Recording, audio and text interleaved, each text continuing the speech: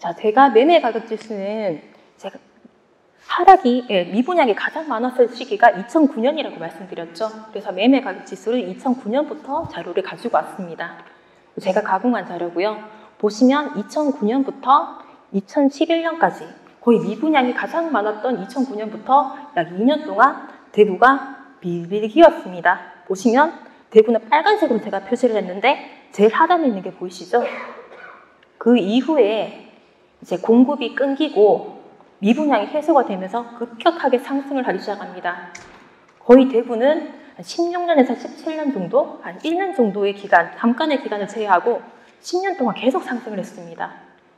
이 상승의 원동력은 광역시 체급 대비 절대가가 저렴했던 겁니다.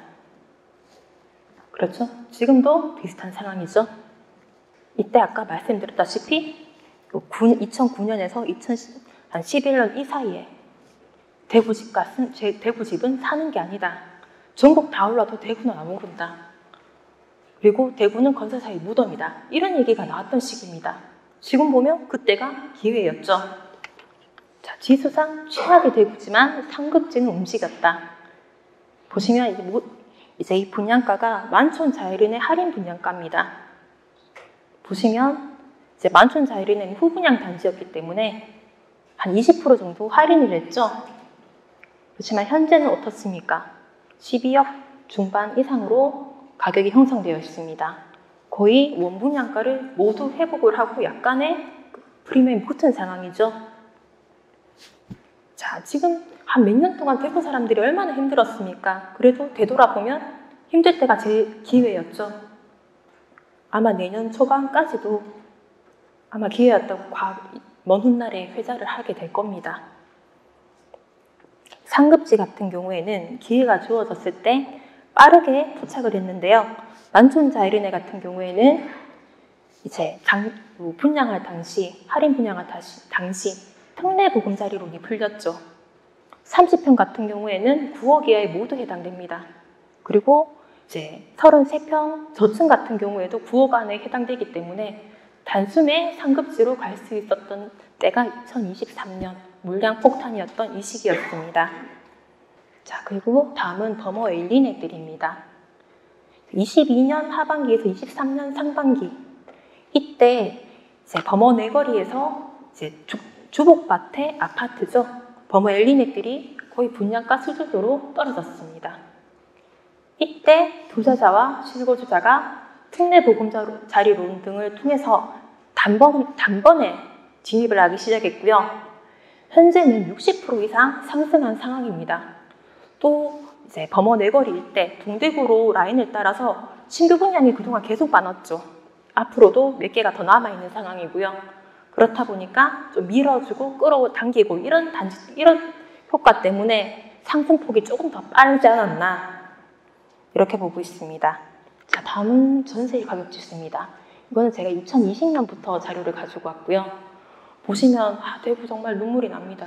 전세 가격 지수가 굉장히 하단에 있죠. 이래서 투자로 접근하기엔 지금 쉽지가 않은 상황입니다.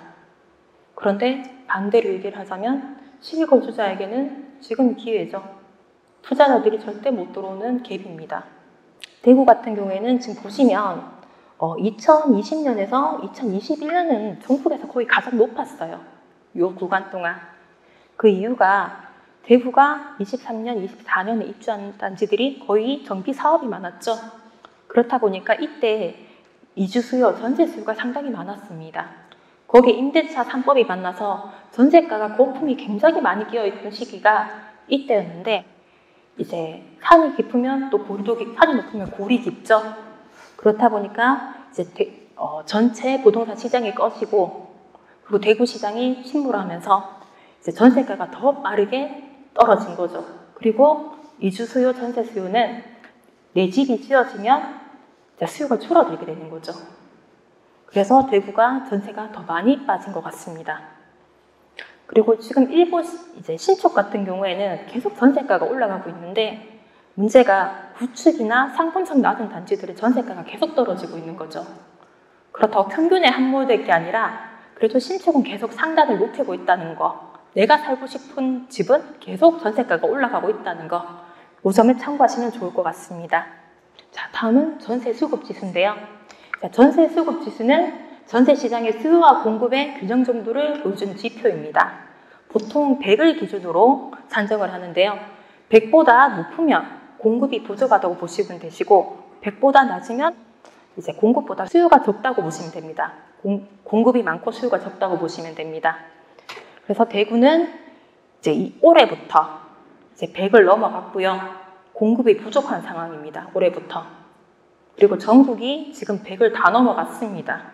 자, 전세 가격은 아직 조정 중이지만 전세 공급은 가파르게 줄어들고 있는 중인 거죠. 그래서 앞으로 미래는 그래 볼만 하죠.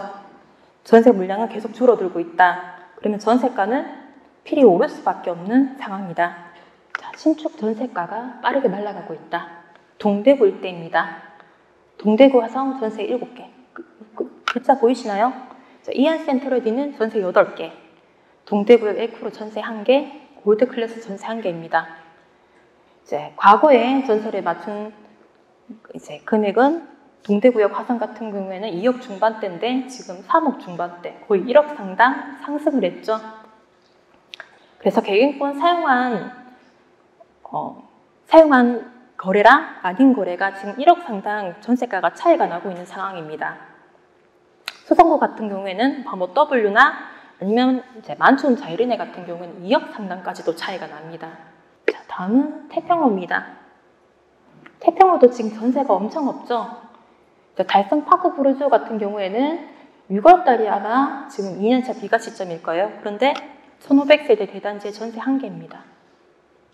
굉장히 전세가 없죠. 지금 태평호도 지금 입주장인 도미니스와 그리고 오페라 태양이 입주가 끝나면 공급 물량이 이제 끝났습니다. 그래서 이제 입주 물량이 정리가 되면 전세가가 반등을 시작을 하겠죠. 자, 그리고 학군지 전세도 말라가고 있다. 범어 4동입니다. 자, 지금 전세 매물이 다 5개 이하죠. 본격적인 지금 학군지 이동철 전입니다. 그런데 전세 물량이 이렇습니다.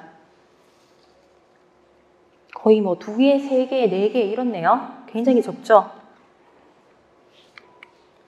자, 다음 만촌동인데 만촌동도 전세 매물이 적습니다. 학군지 이동철이 되면 이제 전세 매물이 더 귀해지겠죠. 자, 그러면 본격적으로 실거주자 솔루션 몇 가지로 나눠봤는데요. 차근차근 말씀드리겠습니다. 먼저 트로피 아파트를 노려라. 아파트는 사치제라는 의미를 이해를 하셔야 됩니다. 현재는 내 신분을 가장 잘 나타낼 수 있는 게 차도 아니고 집입니다. 집. 너 어디 사니? 이러면 만약에 제가 범어 W에 산다. 그러면 범어 W에 살아요. 이렇게 얘기를 하죠. 그 아파트 단지가 나의 어떻게 보면 가치가 된 상황입니다. 지금. 단순 주거의 기능이 아니라 욕망의 결정체가 집이고 그 욕망의 가치가 반영된 것이 가격입니다.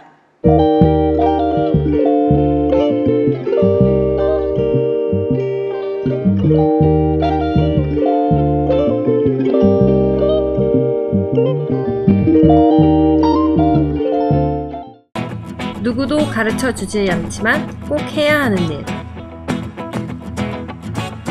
나에게 가장 가까이 있지만 멀게만 느껴지는 일.